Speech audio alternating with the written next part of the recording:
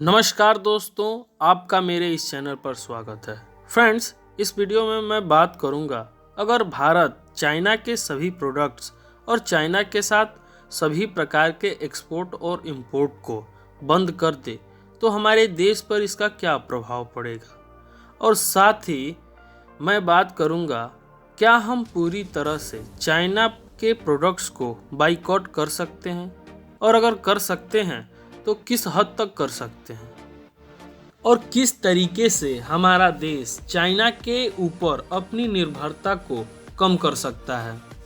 So friends, let's start the video.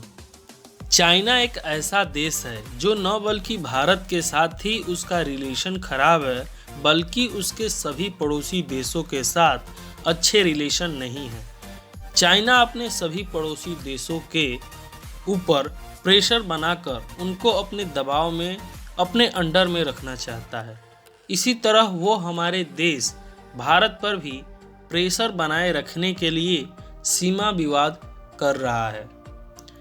अभी हाल ही में लद्दाख में हुए सीमा विवाद के चलते हमारे देश के करीब 20 वीर जवान शहीद हो गए, जिससे हमारे देश की जनता में चाइना के खिलाफ आक्रोश और बढ़ गया है।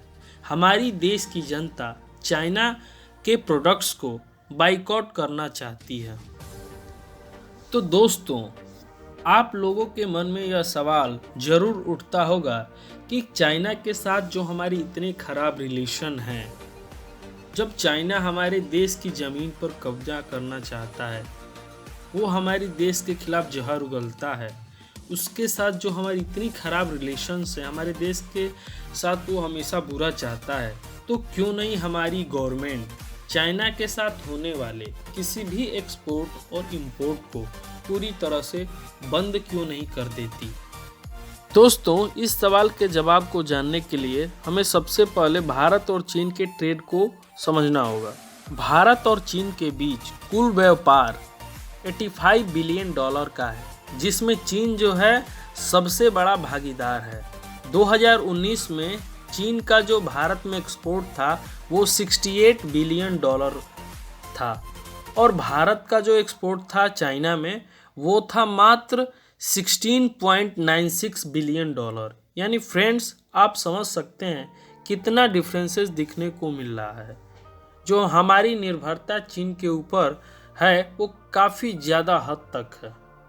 फ्रेंड्स, क्या आप जानते हैं कि भारत में बनने वाले प्रोडक्ट्स मेड इन इंडिया तो हैं, लेकिन क्या रियलिटी में वो पूरी तरह से इंडियन हैं?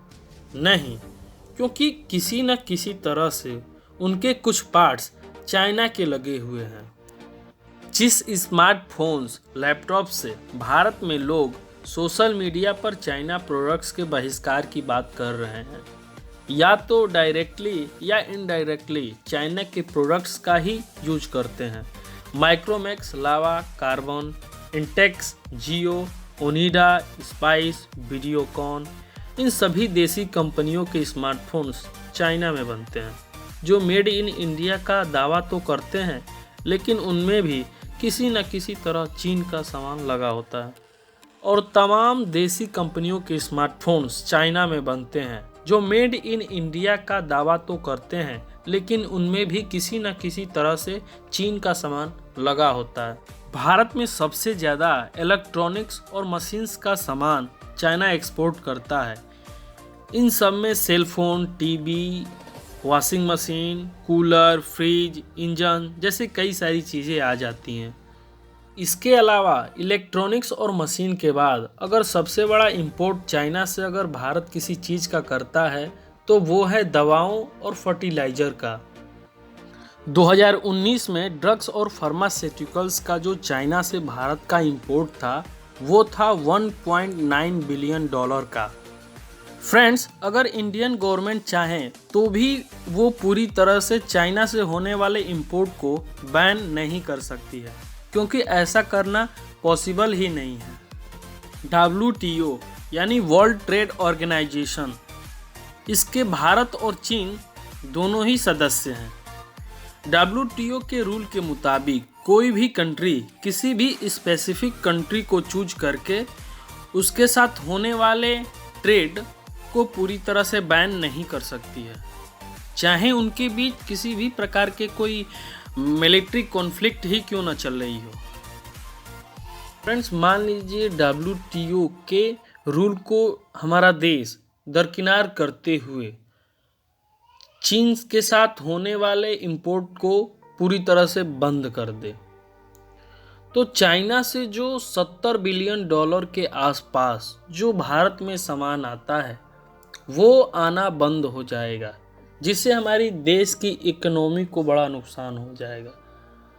तो इसलिए गवर्नमेंट ऐसा नहीं कर सकती है, बट अगर पब्लिक चाहे तो चाइना के एक्सपोर्ट को कम कर सकती है।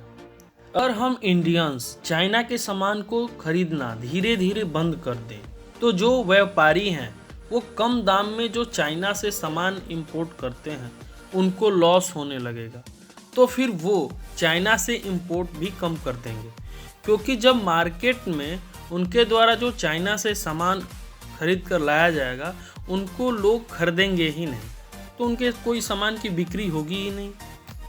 दोस्तों, चाइना के सामानों का रिप्लेस भी एक बहुत अच्छा सॉल्यूशन है चाइना से निर्भरता को कम करने के लिए। फ्रेंड्स, अब आप कहेंगे हम जो चाइना के प्रोडक्ट्स को रिप्लेस कर हम मेड इन इंडिया सामान को खरीदेंगे। ये सही भी है फ्रेंड्स, हमें ज़्यादा से ज़्यादा मेड इन इंडिया सामानों का यूज करना चाहिए। जरा सोचिए फ्रेंड्स, $70 बिलियन के आसपास हम चाइना से प्रोडक्ट्स इंपोर्ट करते हैं, तो इतनी जल्दी उन सामानों की मैन्युफैक्चरिंग तो हो नहीं सकती है इंडिया में। सो इसलिए तो अब हम उन देशों से सामान खरीदेंगे, हम अब उन देशों के प्रोडक्ट्स खरीदेंगे जिनके साथ हमारे अच्छे रिलेशंस हैं। दोस्तों, जो हमारे देश के ट्रेडर्स हैं, जो हमारे देश के बड़े बड़े कंपनी के मालिक हैं, वो ज़्यादा फ़ायदे के लिए कम दाम पर चाइना से सामान खरीदते हैं और इंडिया में आकर उस सामान को बेचते हैं। फ्रेंड्स, 80 to 90% प्रोडक्ट्स इंडिया में चाइना का भरा हुआ है। इसका सबसे बड़ा रीज़न यह है कि चाइना के जो प्रोडक्ट्स हैं, जो मेड इन चाइना प्रोडक्ट्स हैं, वो ज़्यादा एक्सपेंसिव नहीं होते हैं, ज़्यादा कॉस्टली नहीं होते हैं।